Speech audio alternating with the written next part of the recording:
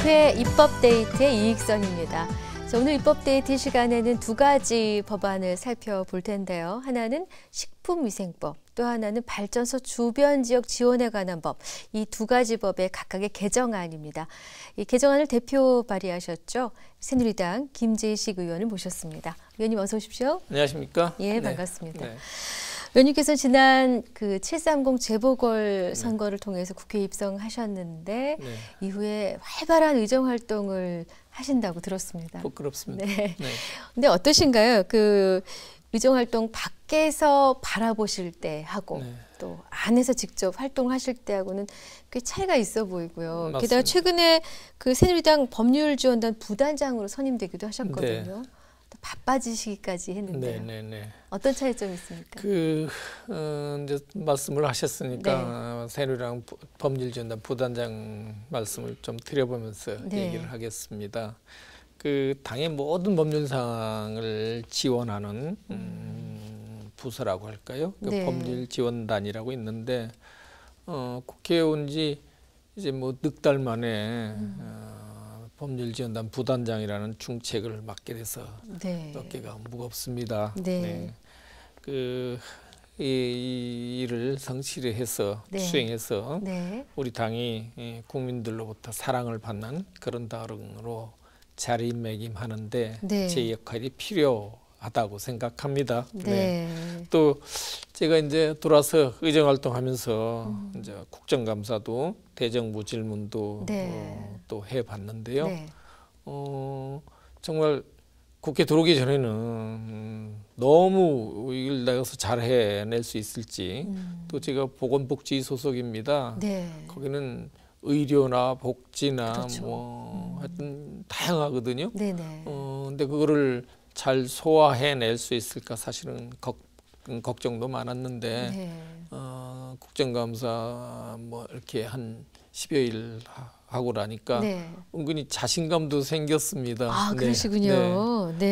뭐 그는 제가 검사나 과거 공직에 있을 때 변호사나 이런 걸 해서 아마 쉽게 적응하지 할 수 있지 않았나 이제 그렇게 생각해 봅니다. 그리고 뭐 아시다시피 국회의원이라는 게 이제 정부 견제 비판 기능이 이제 제일 우선하잖아요.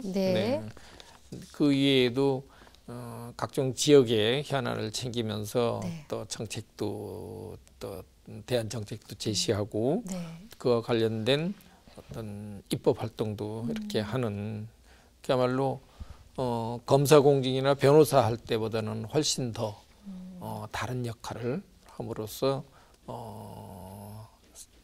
지역이나 또 국가에 이바지할 수 있겠다 하는 생각을 갖고 있습니다. 체질이신 것 같습니다. 다른 분들은요. 아, 밖에서 국회의원 하기 쉬워 보이는데 하고 들어왔더니 어렵더라 이렇게 말씀하시는데 반대로 말씀해 주셔서 아닙니다. 어렵습니다. 어렵긴 어려운데요. 금세 적응이 된다라는 하기에 따라서는 그러셨군요. 자, 이제 오늘 다룰 내용으로 들어가 볼 텐데 식품위생법 개정안이 먼저입니다.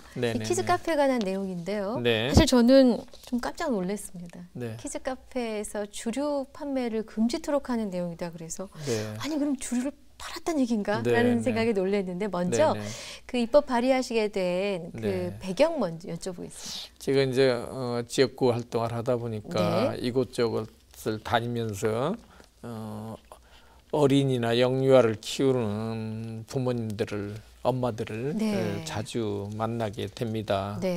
근데 엄마들이 계시는 어느 키즈카페에 이렇게 지나다 보니 음료와 식사를 이렇게 하는 거 외에 뭐 주방에 맥주가 보이고 또 생맥주 이렇게 뽑는 기계도 설치되어 있고 해서 깜짝 놀랐어요.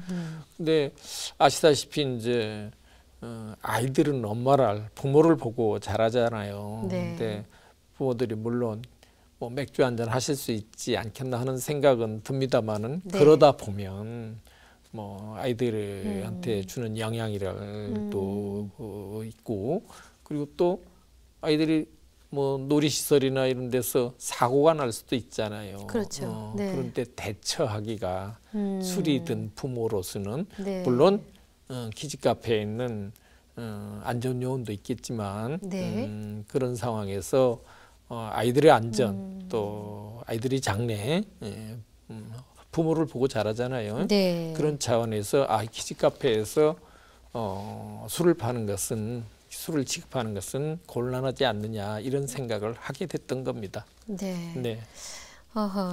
얼마 전에 왜 네. 그 응급실의 의사분이 네, 3살짜리 아이를 음주 수술을 했다 그래서 소독 장갑도 안 끼고 그렇죠. 네네네. 그래서 난리가 났었는데 네. 아마 그 의사 입장에서는 내가 술을 비록 먹었어도 난 이걸 할 수 있다라는 자신감이 있었겠지만 결과는 그렇지 않았다. 아마 그렇습니다. 연관이 있어 보입니다. 네, 그렇습니다. 네. 근데 이제 사실 키즈 카페라는 거를 아는 분들은 많으시죠. 근데 집에 아이가 없거나 주변에 그런 사람이 없거나 하면은 뭐 애들 가는 카페인가 이게 뭐지 싶으실 것 같아서 잠깐 그 공간에 대한 설명을 해주셨으면 합니다. 네네. 키즈 카페는 아이들이 놀이 체험이라고 하나요? 그 놀이 체험을 즐길 수 있는 영업소 내에 어린이 놀이시설 등을 설치 운영하며 음식과 커피를 제공하는 곳입니다. 당연히 술을 팔면 안 되는 곳이죠. 네. 그렇습니다. 사실 저도 가보진 않았습니다만은 주변에서 보면은 엄마들이 모여서 담소 나누고 옆에서는 아이들이 놀고 먹어봐야 뭐 음료나 과자 샌드위치 정도인 줄 알고 있었는데 주류는 정말 놀랐습니다. 그러면 그간 주류를 그런 공간에서 팔 수 있었던 법적인 근거는 무엇이었나요? 이런 겁니다. 원래 이제 키즈 카페라고 한다면 이제 식품위생법상 휴게 음식점, 그러니까 거기는 술을 못 팝니다. 휴게 음식점에서 휴게 음식점으로 분류를 할 수 있겠는데 사실은 지금 문제가 되는 건 일반 음식점, 식사를 하면서 반주를 할 수 있는 그런 일반 음식점에서 어린이 놀이시설을 두고 키즈 카페를 운영하는 겁니다. 그래서 이제 제가 생각하는 것은 이건 아니다. 일반 음식점에서 어린이 놀이시설을 두고 키즈 카페를 운영한다면 그 일반 음식점에서는 술을 판매하는 것이 곤란하지 않느냐 하는데 그런 생각에서 접근하게 된 겁니다. 무엇이 주냐 분야에 따라 좀 달라질 것 같은데요. 간혹 그렇습니다. 보면은 왜 대규모 음식점, 뭐 고기를 먹거나 탕을 먹거나 하는 집에 작게 마련한 어린이 놀이공간이 있긴 하거든요. 여기서 술을 파는 게 일반화돼 있고. 그런 놀이기구가 아니고 아이를 위한 공간. 어린이 놀이시설 안전관리법이라고 법이 있는데 그 법에 따른 놀이시설을 두고 하는 경우를 말합니다. 자, 그럼 이번 개정안으로 앞으로 어떤 점이 개선될지 또 식품위생법 개정안 핵심 내용 들어가 보겠습니다. 그러니까 일반 음식점 형태로 키즈 카페를 운영하는 경우에 그 경우에는 술을 판매하지 못하도록 하고 이를 위반했을 경우 1년이나 징역형 또는 1,000만 원 이하의 벌금형을 이렇게 부과할 수 있는 그런 개정안을 제가 준비를 했습니다. 뭐 충분히 예상할 수 있듯이 그 개정으로 인해서 어린이들이 안전하고 또 건전한 환경에서 놀이 체험을 즐길 수 있도록 하자는 그런 취지입니다. 뭐 앞으로는 키즈 카페에서 이거 통과되면은 키즈 카페 술은 못 보겠군요. 그랬으면 합니다. 자, 이제 또 두 번째 개정안 가보겠습니다. 내용이 좀 다른 내용인데 발전소 주변 지역 지원에 관한 법률 개정안입니다. 역시 앞서 내용과 마찬가지로 11월 18일에 같은 날 발의를 하셨어요. 이 입법 배경이 어떤 것일까 궁금합니다. 최근에 충남도에서 충남 지역에는 4개 화력 발전소가 있습니다. 저희 서산 태안에도 태안이 하나 있고, 그래서 당진, 보령, 서천 4개 화력 발전소가 있고, 당진에는 제철소, 철강 단지가 있고요. 또 서산 대산에 석유화학 단지가 들어서 있는데 그 주변 지역 주민 482명을 대상으로 주민 건강 조사를 했는데요. 그 93명, 그러니까 좀 이상 있는 282명 중에 93명에서 그 소변내에서 비소가 규정치 이상 나왔는데 네. 뭐 저희 지역 태안 주민도 13분이나 있었습니다. 네. 특히 소변내 이제 또 수은 검사도 아울러 했는데 일반인 노출 기준을 초과하는 주민이 9명이나 그중에 또 나왔습니다. 네. 네. 그래서 소변내 그 수은의 주요 노출 원인으로 일단 석탄 화력 네. 발전소에서 방출되는 대기 오염원이 주 원인이지 않느냐 네네. 이렇게 분석이 됐고요. 네. 그리고 지난해 9월 충남도에서 단국대에 의뢰해서 화력발전소 밀집 지역인 당진하고 태안 주민 285명을 대상으로 건강 피해 조사를 했는데 30% 이상의 주민이 고위험군 스트레스에 시달리고 그리고 절반가량이 우울증과 공포 불안 등을 호소하는 것으로 이렇게 조사가 됐습니다. 어허. 그래서 태안화력 인근 주민들을 위해 최소한의 예산을 좀 투입해서라도 주민들이 건강검진에 직접 써야 한다는 생각을 갖고 있습니다. 그러시군요. 그러니까 이 발전소가 없는 지역에서 검사한 것과 비교했을 때 이건 현저히 높은 수치고 인과관계가 있다라고 판단하시는 그런 거예요. 겁니다. 네네. 사실 발전소 주변 많은 걱정들이 있고 또 불만들도 있으실 거예요. 실제로 그렇습니다. 그 지역 주민들을 만나 보셨을 텐데 그럼요. 어떤 말씀들을 많이 하시던가요? 네. 요새 그 일본에서도 해외 원전 방사능 유출 피해가 있었잖아요. 네. 그리고 국내 그 원전들도 잦은 가동 중지 그렇죠. 이런 거에 따른 사회적인 불안이 있지 않습니까? 그렇죠. 그리고 화력 발전소를 비롯한 각종 발전소 운영 확대에 따라서 주변 지역 주민들은 건강에 대해 많은 우려를 하고 있습니다. 네. 또 태안화력 인근 마을에 마을과 이 철탑 발전소에 있는 철탑, 철탑 선로를 거치는 주민들의 건강 상태를 역학적으로 조사해서 고압 전류가 흐르죠. 그렇죠. 그렇습니다. 네. 그래서 국가 기반 시설 가동으로 인한 주민들의 건강 피해를 최소화할 수 있는 그런 구체적인 대책이 마련되어야 한다고 생각합니다. 네, 발전소 주변 지역 지원에 관한 법률 개정안이 그럼 지원에는 뭐가 포함될 것인가? 이전에 없던 무엇이 들어있는지 개정안에 핵심 것이죠. 현행법에서도 여러 가지 지원이 있습니다. 지원이 있는데 현행법에서는 대부분 해당 지자체에 지원을 하기 때문에 주민들이 이걸 나를 지원하는구나, 나를 돕는구나 이런 어떤 그 체감을 못하는 것이죠. 그런데 발전소 주변 지원 사업에 대한 주민들 건강 검진을 아까 말씀드린 것처럼 충남도에서도 건강 검진 조사를 하고 했다고 하는데 그런 거를 국가에서 좀 부담을 해서 주민들 건강 검진을 해주자 하는 취지입니다. 건강 검진 한 항목입니까? 네, 건강 검진을 하면은 이제 그 건강 검진에 따른 결과에 따라서 어떤 질병이 있고 뭐 아까 말씀드린 것처럼 수은이나 비소 이런 것들이 그러니까 그 오염이라고 해야 되나? 얼마나 영향을 미쳤는지 알 수 있고 그런 차원에서 건강검진을 국가에서 해주자 하는 취지입니다. 근데 의원님도 잘 아시겠지만은 건강검진이라는 게 단순하게 하자면은 대단히 비용도 적게 들고 기본적인 걸 할 수 있고 복잡하게 하자고 들면은 정말 많은 돈이 들기도 합니다. 그래서 이 건강검진의 범주를 어떻게 봐야 될 것인가도 궁금하실 수 있습니다. 그거는 이제 법안을 발의하면서 조금 더 구체화할 내용인데요. 거기까지는 다음에 계기가 되면 더 말씀을 드리겠습니다. 그런데 말씀 중에 좀 그동안은 좀 문제였구나 싶었던 게 언뜻 느껴졌는데 해당 지자체에 뭔가 지원금이 가긴 가는데 지역 주민들 입장에서 이게 나한테 오는 건지 어디로 새는지 알 수 없었다. 이제 느낌은 그런 거였습니다.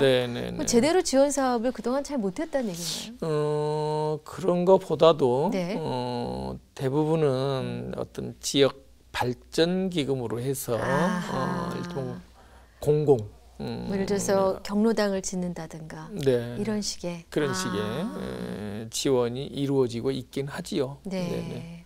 하지만 정작 걱정되는 건강과 관련해서는 혜택이 네. 없었기에 그렇습니다. 네, 발전소 주변 지역 지원법 개정안 네. 이게 처리가 됐을 때 이후에 적어도 이런 문제는 이만큼 줄어들 것이고 이건 이렇게 대비할 수 있을 것이고 여러 가지 그 기대효과 비전을 좀 갖고 계시죠? 어떤 부분들을 생각해 두셨습니까? 근데 결국 이제 주민복지와 관련된 사업인데 그 주민복지 사업이라는 것은 발전소 주변 지역 주민에 대한 건강 검진 이거를 등 주민복지 증진을 위해 시행하는 지원 사업입니다. 이는 주민들이 간접 지원이 아닌 아까 말씀드린 것처럼 개인의 직접적인 지원으로 피부에 와닿는 혜택을 볼 수 있을 것이다. 그리고 구체적인 뭐 건강 검진에 따른 또 건강 검진의 어떤 범위나 이런 것들은 조금 더 구체화할 그런 내용에 담아 보겠습니다. 그렇군요. 네. 자, 의원님께서는 지금 국회 보건복지위원회 위원으로도 활동 중이신데 지금 특별히 더 관심을 갖고 계시거나 새롭게 요거 좀 다음에 해야겠다 싶은 입법 계획이 있으십니까? 네네. 지난번에 국정감사 때 복지부를 상대로 질의도 했습니다마는 우리나라의 호스피스 병동이 절대적으로 부족하거든요. 그렇군요. 근데 호스피스 병동이 2004년 이제 10월 현재 54개 기관뿐이 없습니다.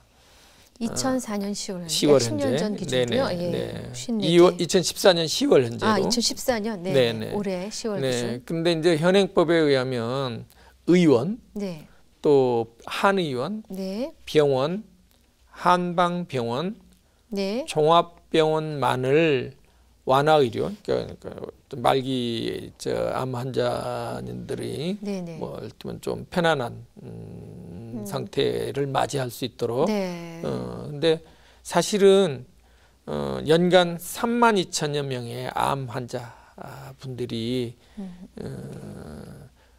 완화 치료를 제공하고 있는 요양병원도 있습니다. 요양병원. 근데 요양병원은 현재 완화의료 전문기관 대상에서 제외되고 있습니다. 아, 그렇습니까? 네네네. 포함이 될 것만 같은데. 네. 요양병원도 사실은 병원 인증을 받고 또 아까 언급한 의원이나 한의원, 한방, 종합병원 등에서 하는 암 치료와 관련된 그런 검사 또 받거든요. 의료 활동을 하고 있죠. 하고 있는데 거긴 지금 그 호스피스 완화 의료기관에 제외되어 있습니다. 그렇군요. 그래서 제가 병원 인증, 의료기관 인증도 받고 또 실제로 많은 암 환자분들이 지금 수용되어 있거든요.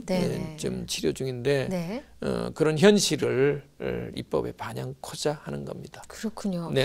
연간 32,000명의 암 환자가 완화치료를 받아야 하고 받고 있는데 54개소로는 태부족이다. 태부족이죠. 요양병원 활용하면 더 낫겠다. 지금 이런 취지신 거죠? 그럼 또 그 내용을 가지고 저희 입법 데이트에 또 나와주셔야겠는데요. 한 번 더 나올까요? 네, 감사합니다. 저희는 감사하죠. 자, 이제 연말입니다. 올 한 해를 개인적인 여러 가지 변화가 많이 있으셨을 텐데 올 한 해를 한마디로 평가한다면? 제가 오늘 사실은 우리 당대표님으로부터 윤리관 임명장을 받았어요. 새누리당의 중앙윤리위원회 윤리관인데 저부터 윤리적으로 좀 비난을 받을 그런 일이 없어서야 된다. 되게 부담스럽습니다. 그래서 오늘 직원들도 또 지역구에 있는 저희 사무실 직원들한테도 단단히 일러뒀습니다. 하여튼 내가 윤리관인 한 여러분들 전하 당을 누가 되는 일을 절대 버려서는 안 된다. 그걸 강조를 했고요. 그리고 제가 중학교 때 뭐 장래 희망 이런 거를 정리한 게 있더라고요. 생활 기록 부전. 추석 때, 지난 추석 때 어느 방송, 지역 방송에서 저를 이제 제가 졸업한 중학교에 데리고 간 거예요. 네. 근데 생활기록부에 네, 뭐라고 장래 희망이 네. 정치가이더라고요. 아. 네, 정치인도 아니고. 네. 근데 그 당시 중학교 다닐 때는 TV도 신문도 버스도 안 다니는 아주 벽지 중학교인데 네. 그때 그렇게 써놓은 거를 저는 생각을 못했어요. 네. 그 꿈을 이룬 예. 한 해였습니다. 네. 그래서 비록 2년 임기도 안 되는 짧은 임기라 네. 바로 또 선거를 준비해야 하는 그런 입장이지만 네. 다른 분들보다 늦게 네. 국회에 들어온 만큼 더 많이 2배 이상 열심히 네. 일해보자 하는 그런 생각을 갖고 있습니다. 네, 말씀 네. 잘 들었고요. 또 활발한 네. 의정활동 기대하겠습니다. 감사합니다. 고맙습니다. 감사합니다. 네. 네네. 네, 오늘 충남 서산시 태안군을 지역구로 두고 계신 새누리당 김재식 의원과 함께한 시간이었습니다. 시청해주신 여러분 고맙습니다.